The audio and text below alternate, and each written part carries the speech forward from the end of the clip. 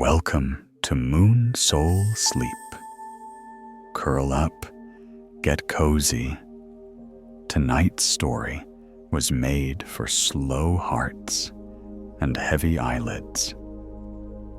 Wherever you are, however your day unfolded, you've arrived at a quieter shore. Let your body settle. Let your breath lengthen. In this moment, there is nowhere else you need to be. I'll speak to you gently, at an easy pace, and you can drift whenever you're ready. If it feels good, soften your jaw, release your shoulders, and let your hands grow warm and heavy. As your breath settles, imagine a late spring evening in Milan. A train glides beneath tall arches.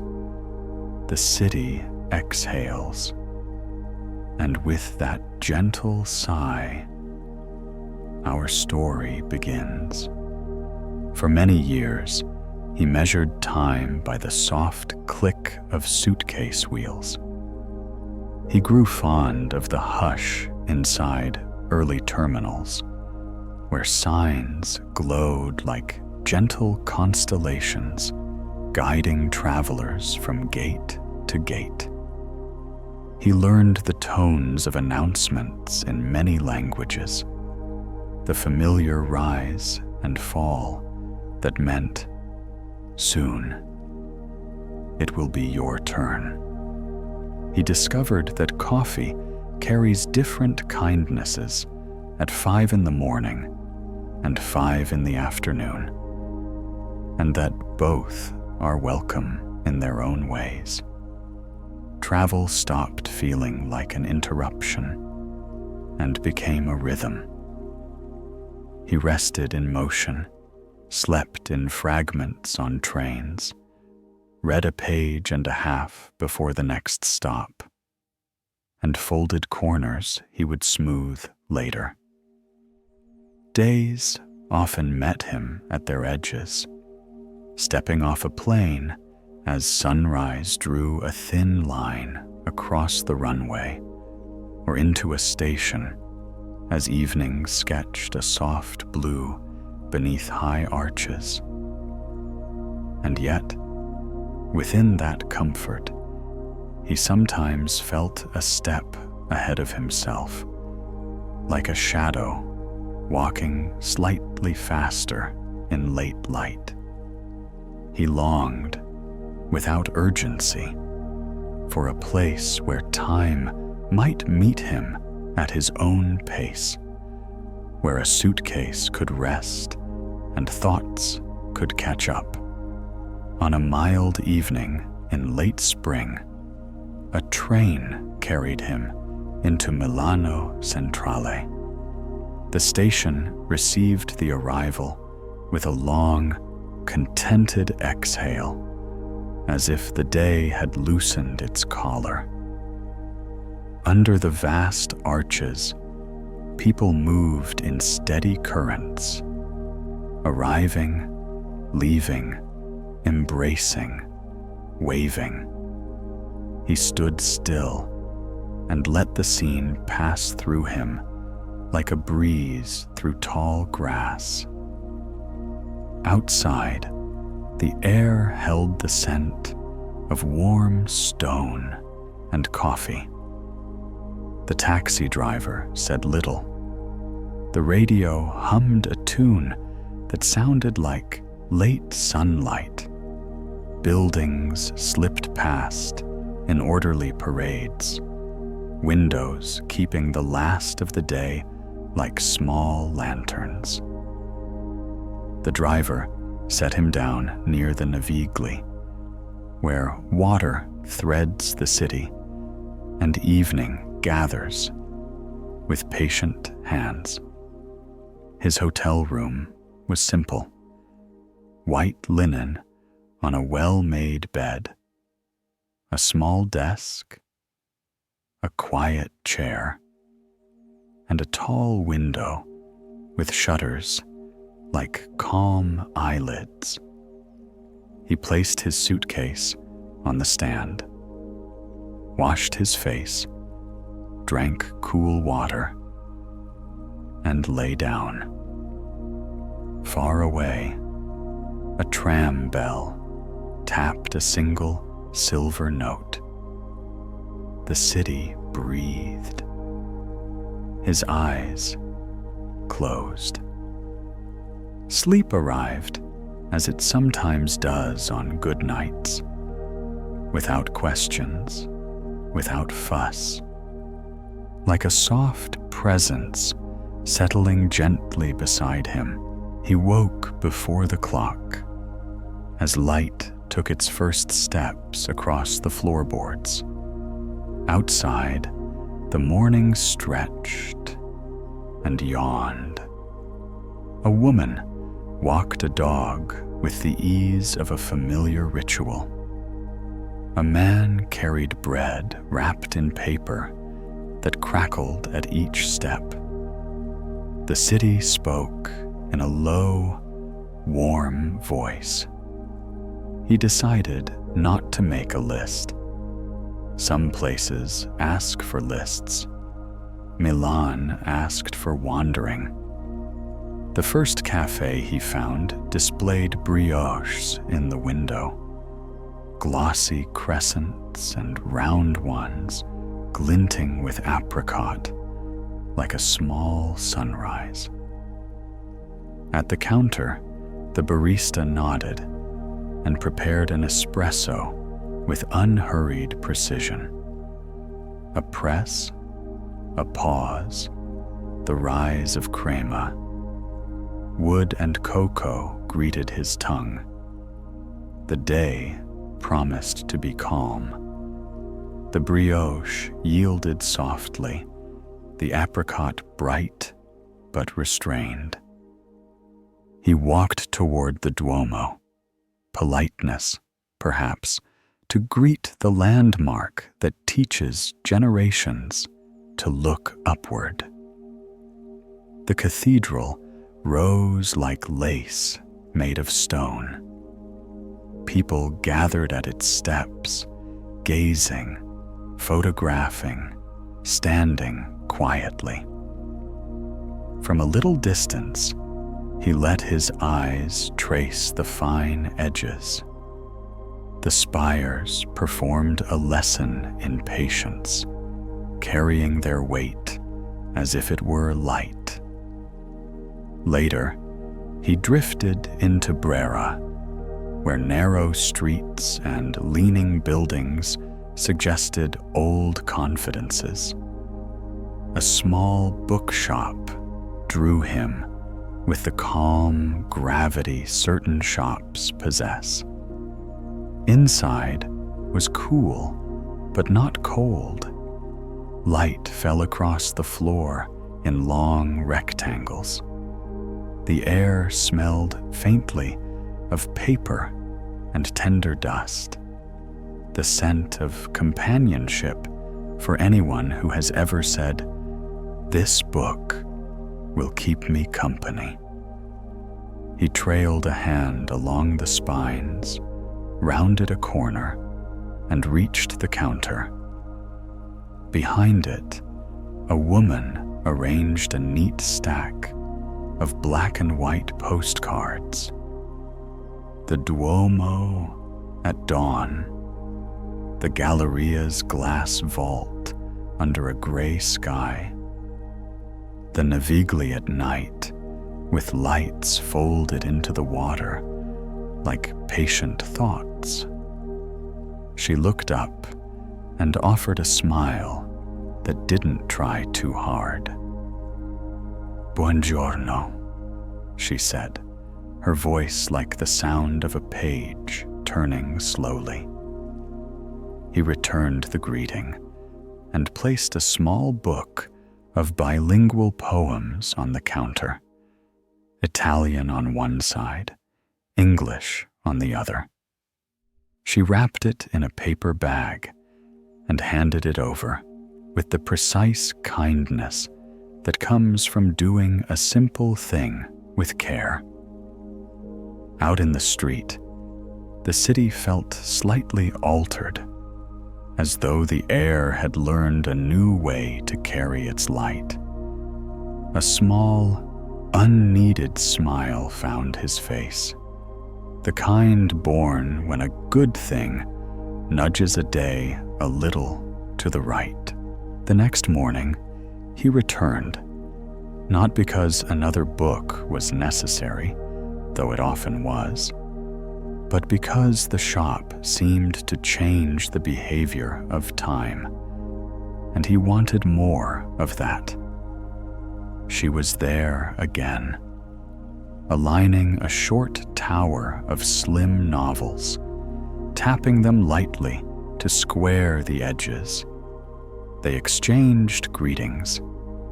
He chose a thin book of stories, and they spoke a few sentences, more than the day before. Weather, mornings, the sound shutters make when they open. She wrote something in a small notebook behind the counter. When he asked, she explained that she recorded the names of customers who returned, not as marketing, but as a way to honor faces with memory. She wrote his name in neat letters that pleased the eye. On the third day, they spoke about a poem, one about evening rain and rooftops murmuring to the sky. They liked the same line. It felt like finding a coin in the same patch of sand, small but pleasing. On the fourth day, it rained. It was the kind of rain cities welcome. Not a storm, not loud, simply a steady kindness that darkens stone and hums in the air. Under his umbrella, he listened to the even patter. Trams passed like polite ideas, bells ringing once, then once again. People moved nearer to one another. The color of the day turned to silver. He opened the shop door. The bell chimed a simple note. She looked up, smiled the same unguarded smile, and asked if he'd like tea. He accepted, grateful for the offering and its answer. She led him to a small table tucked near a poetry shelf. The window showed rain, braiding itself in fine threads down the glass. From a modest pot, she poured tea. Steam rose like careful handwriting. He wrapped his hands around the cup and let warmth seep into his fingers. They spoke about nothing urgent, the scent of wet stone, footsteps on damp cobblestone, the luck of arriving as a tram is just beginning to slow. Her voice kept a calm pace that lengthened time and relaxed it. Each shared a small story, his about a father lifting a child on a night platform so she could point toward the moon. Hers about winter lights along the canals and how water keeps their reflections safe, like a pocket keeps a smooth stone. The tea cooled. The rain continued. There was no reason to leave. Some loves arrive with announcements, banners, fanfare, declarations on wide steps in bright weather. This love arrived like the first line of a letter, written by someone who knows how to address you properly. It settled with the comfortable weight of a book across a lap. Natural, exact, inevitable.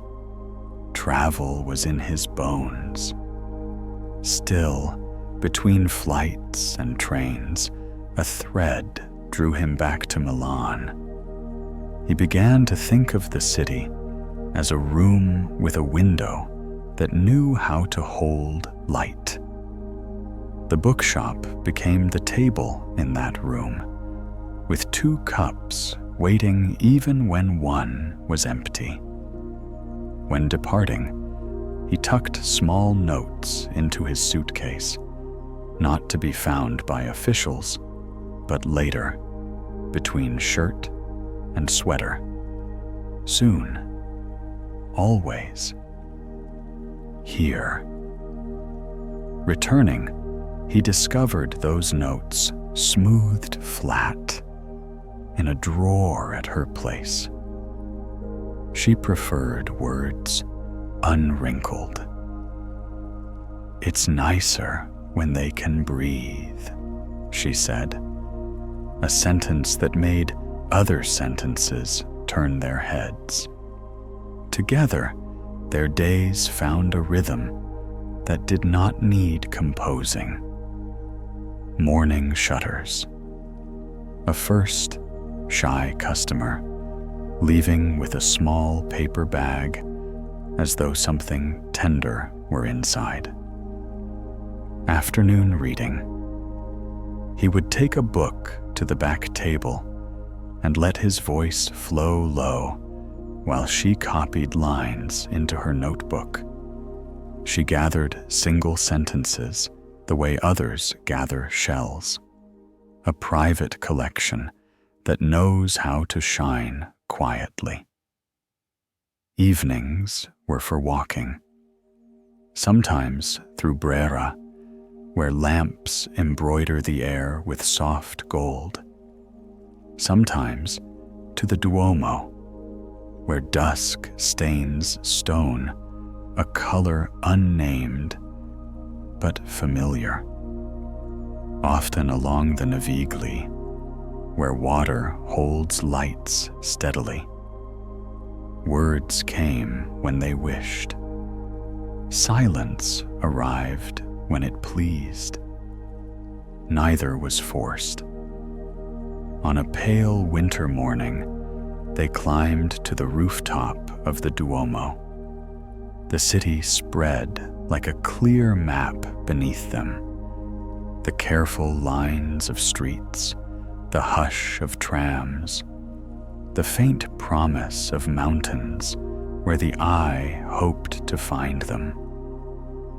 Among patient statues, they stood and let the air move through them. She took his hand. He held hers. Nothing was said that needed keeping, yet the moment kept them. Asked what he felt then, the answer would have been simple. A tide that has found its shore. The best days often refuse to explain themselves. They arrive without trumpets and leave a softness in their place. In Milan, their small days wore knit hats in winter, linen shirts in summer, and comfortable shoes through all seasons. On Tuesdays, a florist with careful hands arranged buckets outside her shop. They sometimes paused to watch her trim stems with the focus of someone fluent in the language of flowers. He would buy a single bloom and carry it in his coat pocket, the color peeking out like a quiet secret. On Wednesdays, an old man sat by the canal and sketched boats that moved more slowly than a walking person. His pencil made gentle decisions. If anyone looked over his shoulder, he would tilt the page so they could see. And breaths fell into rhythm with the strokes. Thursdays belonged to the bookshop, dusting in long, patient arcs, aligning spines, smoothing covers. Dust is only the skin of time, she once said, and the idea decided to stay. Fridays invited a tram with no plan. They let the bells tone choose their stop and stepped off where the platform felt kind. They wandered until their feet asked for coffee. In cafes, they read the faces of cups stacked in small towers. Any place that stacks cups neatly stacks moments neatly, too, she would say. And it seemed true. Saturdays were for soup at a small place where the owner stirred with a wooden spoon that had lived many lives. The soup changed with the season. In summer, it was light and green. In winter, it asked to be eaten slowly. Soup teaches patience when patience is needed. Sundays were for reading aloud. He chose a poem or a page of travel writing with sentences that knew how to breathe. He read quietly. She listened with her chin in her hand, a posture that looked very much like peace. Between these small days, life traveled on. Flights, platforms, passes, keys. Yet the thread through them turned steady and visible. He began to pack, not as a person passing through, but as one returning. A suitcase can learn that difference. Travel still called. Work required it. He went with less restlessness. Their farewells were never hurried. There is a kind of goodbye that scrapes. They preferred the kind that smooths. She pressed a palm over his lapel, asking the fabric to behave. He set a cup on the table by the window, even though it might go cold. 2 cups balance a room. On trains, he practiced stillness between stations. Head back, eyes closed, breath quiet. The world outside moved like film through a projector. Field, warehouse, a line of trees, a house that always made him wonder about the lives within. Sleep arrived in fractions and left him strangely whole, as rest sometimes does when it composes itself from small movements. Airports remained themselves. He learned to stand where the sun slid slowly across a long window, and the floor felt warmer than the chairs. He bought fruit from small stands and let sweetness rest on his tongue like a promise. Messages he sent were unadorned. Here, a plane in good light, a runway, Marshall's slow wave, full of unexpected grace. Once, at a quiet border crossing on a night train, a uniformed officer cleared his throat politely. Papers changed hands. On the platform, a father lifted his child to see the moon. The child reached as if it might be lowered by a string. A stamp thumped the passport like a quiet thank you. The train moved on. Sleep returned to its place. Milan wears winter like a well-tailored coat. Air grows crisp. Voices carry clearly. Canals hold city lights with poise. They wore scarves and gloves and spoke of soup, good bread, and the honest sound of footsteps on cold mornings. In the shop, a small heater behind the counter hummed like a bee that had chosen not to fly. Customers shook snow from their shoes and smiled as though they had stepped into a milder country. Books took the chill from their hands. They learned to stack time so that short days felt full. Tea at 3, a poem at 4, laughter at 5, over something that would not be funny in summer, but in winter warmed like a small stove. Then spring turned the city gently. Buds appeared where eyes were not looking. When noticed, leaves had already begun. Morning light stepped through the window earlier each day, careful and kind. They unlocked the door before the bell tinkled and stood as if greeting a guest expected long ago. On some mornings, they walked to the market where strawberries blushed in green crates and vendors called in warm voices. They rescued asparagus standing in bowls of water, pleased by the polite rescue. Summer could wait. Spring prefers time to write itself into the margins. They returned to the Duomo's roof on a day made of soft air. The sky resembled clean linen. They climbed slowly, letting impatient feet pass. At the top, stone guardians received them without surprise.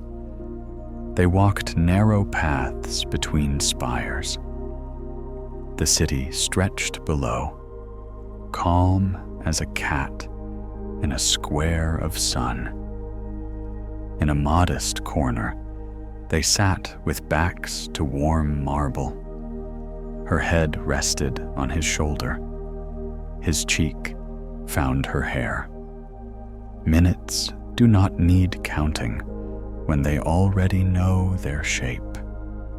When words arrived, they were small because the moment asked for smallness. There was no speech, no kneeling. He said only what needed saying. A traveler who will keep traveling, but not without her in the view. She answered in the same language, small words, steady eyes, a nod that changed the weather inside him. They descended as people do when carrying bowls filled to the brim, carefully so nothing spills. On the street again, the city's noise seemed turned to a kinder setting. If love kept a ledger, theirs would list modest entries that become something large. A tram caught without running. A bench in a square where a child turned in circles and didn't fall. A café where the owner began placing 2 glasses of water without asking a laundromat where shirts returned warmer than they left, held for a moment to steal the heat. A rainy walk beneath one umbrella, steps matching not by effort, but by listening feet. A page read aloud that made her close her eyes, not from sadness, but to keep the words in. They didn't chase big moments, though they never refused them. A friend from far away meant sparkling glasses and laughter that shook the table. When work went wrong, soup could fix more than expected. When work went right, soup did no harm. Some nights, they fell asleep on the couch with the window open and curtains drifting, like someone breathing in another room. He would rise to dim the lights. She made a small, half-sleep sound of agreement. The bed received them, like a lake receiving two stones, gently placed on its surface. He still traveled. The map, however, had acquired a center, not an address, but a window with two cups, a bell on a shop door, and a pair of sunglasses she set in the same spot before, laughing at herself for wearing them indoors. Milan taught him to listen backward, first to echoes, then to their source.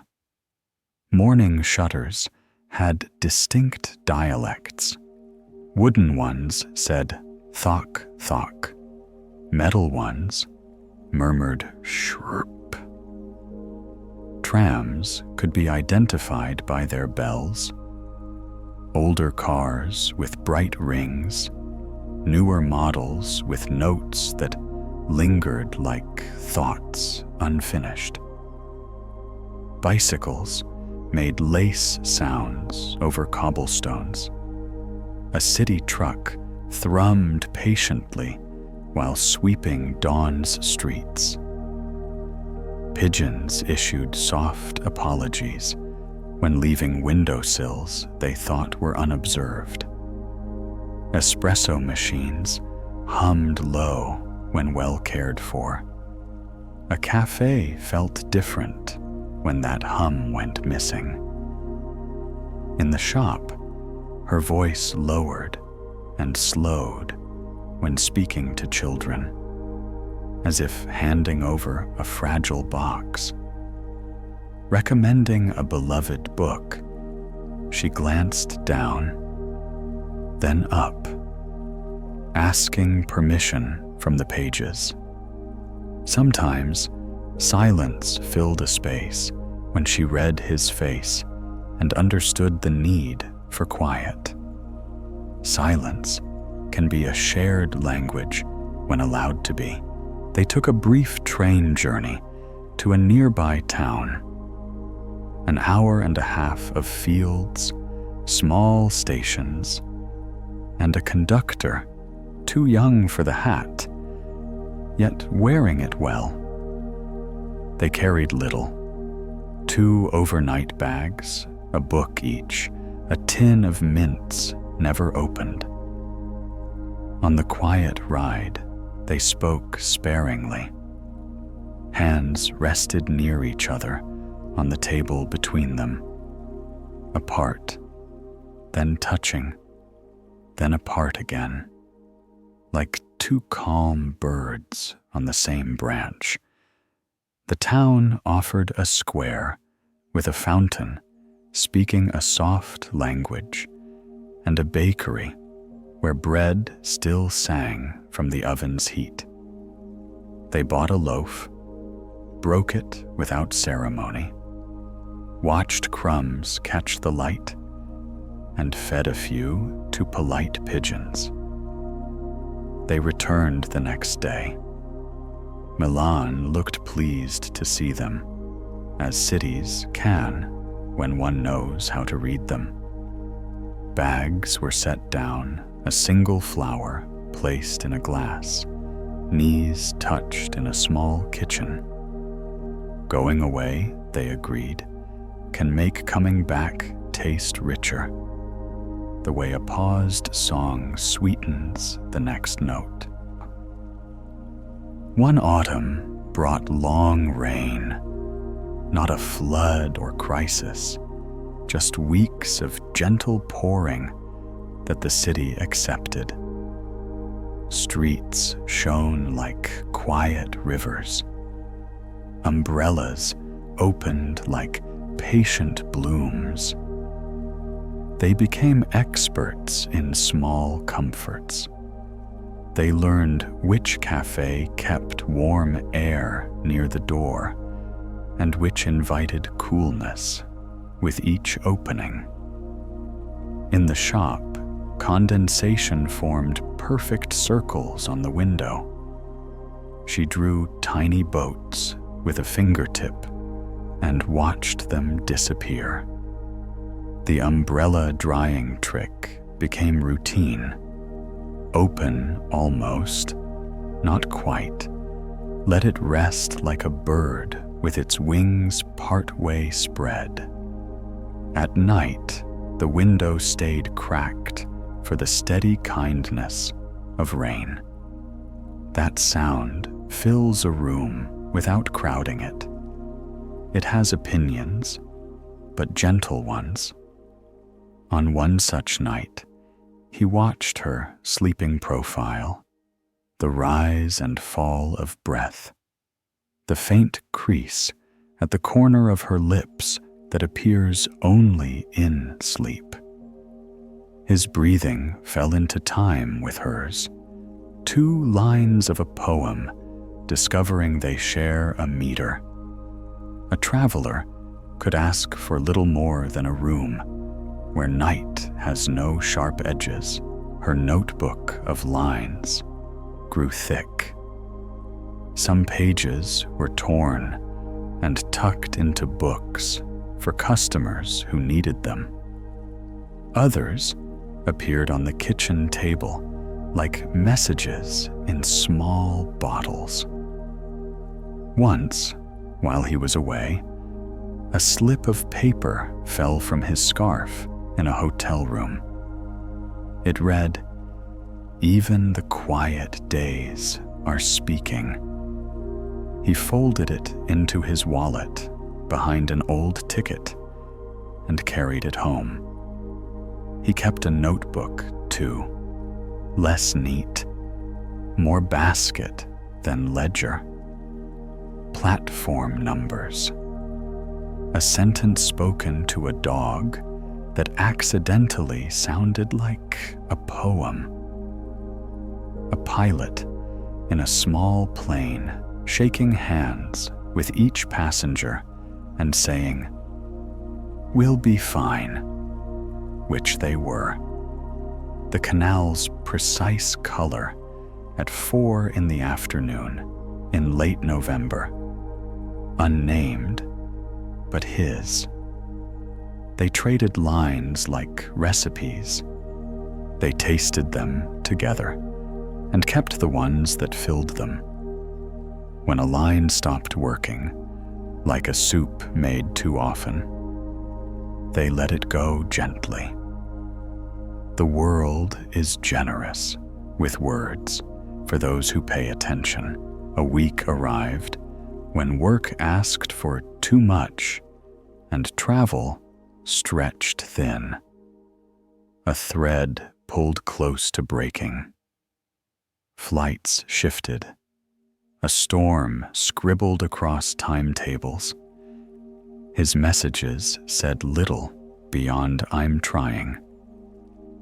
Hers answered with a trio that steadied the middle. Here, here, here.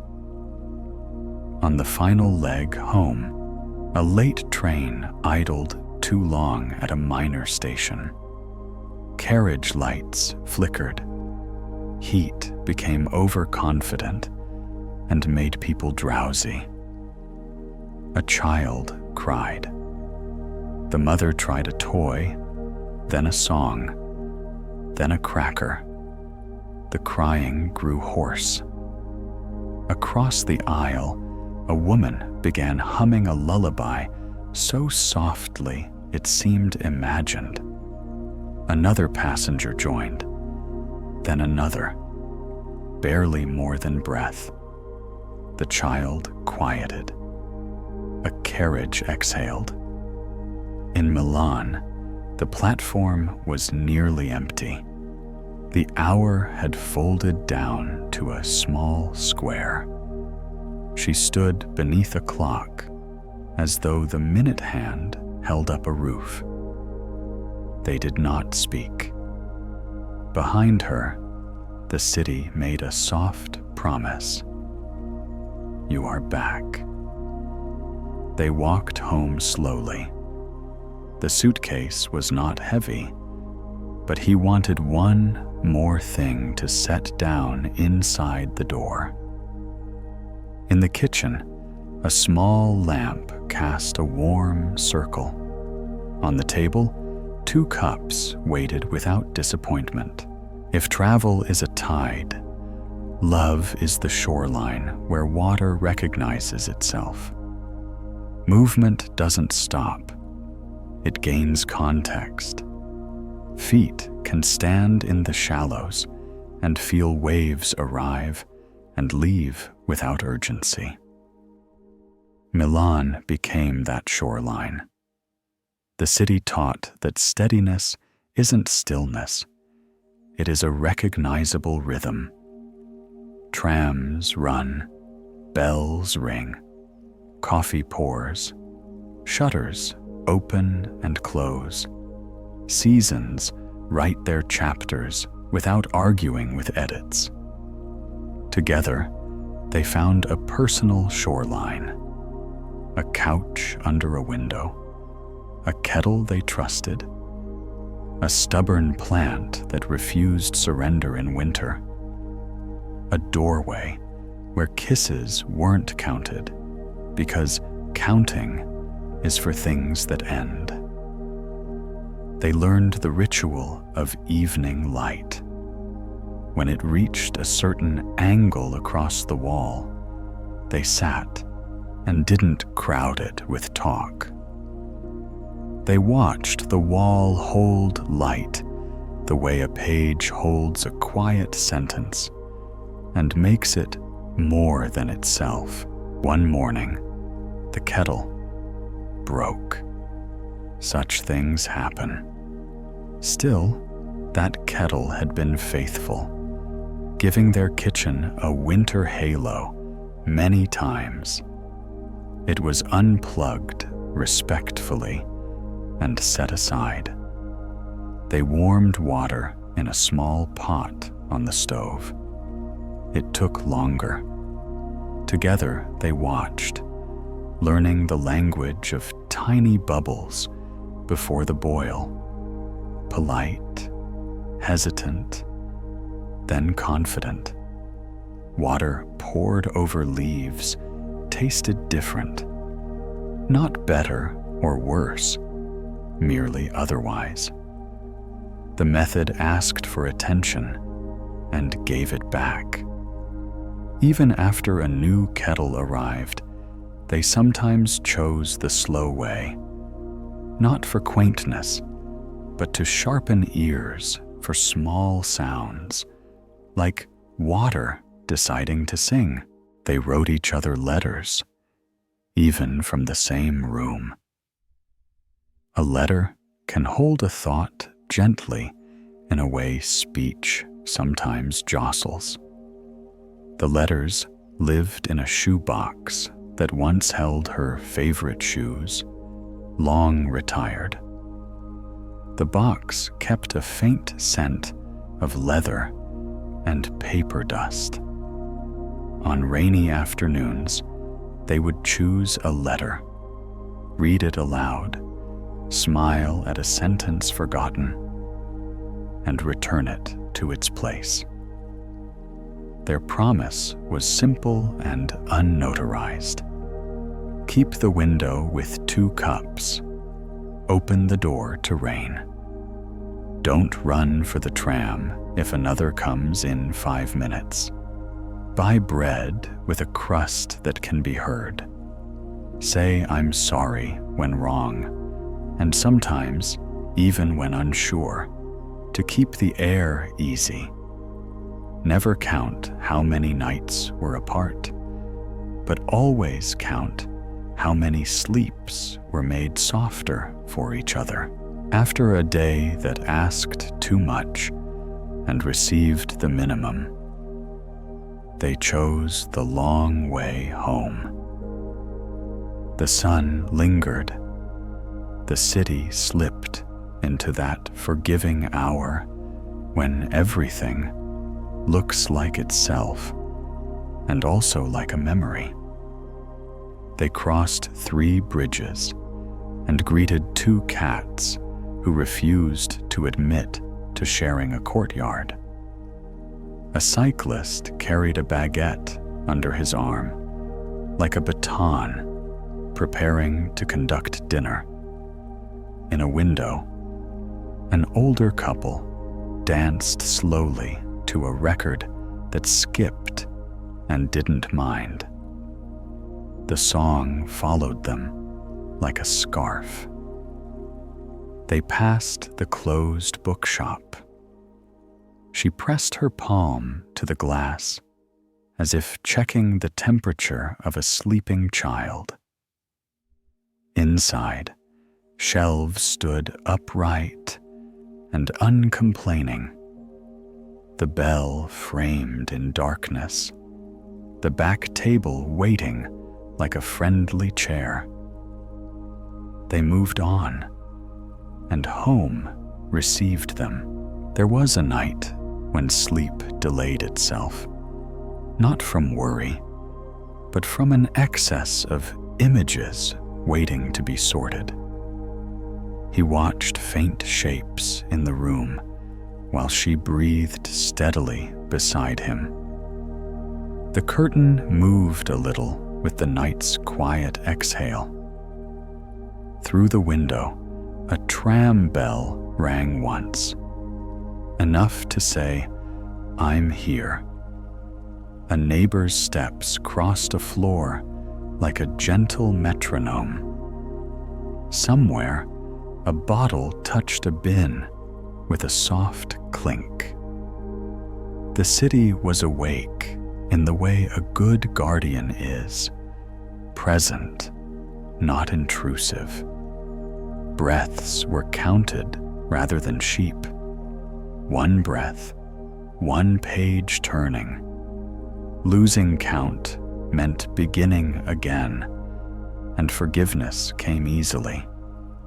Counting is only a game for the part of the mind that likes to stir. When sleep finally arrived, it did so without anecdote, like a friend letting themselves in with a spare key, placing a hand on a shoulder, and saying without words, "Enough for today." Morning came honestly, as it does when a city has slept well. Their eyes opened almost together, a small trick that still surprised them. Words were unnecessary. The room lay unruffled, like a lake at dawn. The first tram of the day moved down the line with a confidence that invited imitation. Kettle or pot warmed water. Cups waited.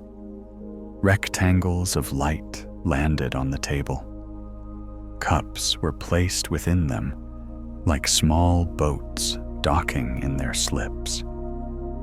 She wrote a line in her notebook. He wrote a line in his. They traded, read, and nodded. The day began with small, exact truths. Sometimes 3 words were enough. Here, together. Tea. Sometimes a longer line did its quiet work and could be forgotten without loss. If listeners are already drifting, that is good. Let the story turn like a gentle river. Eyes may follow or close. Either is welcome. If still awake, there is a final walk. Evening lays a steady hand over the Navigli. Lights drape the water like garlands. People sit with feet over the edge, voices low.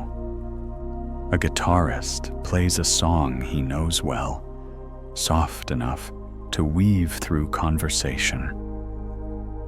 They cross a small bridge and lean against the rail. Below, water folds reflections into itself and smooths them again, patient as always. They stand side by side. Shoulders touch. Words are light and leave no marks on the air. A boat passes, slow enough to match a resting heart. The city keeps watch. Night gathers the corners and rounds them. Home appears. The stairwell light answers their step. Inside, the window smiles in rectangles of early starlight.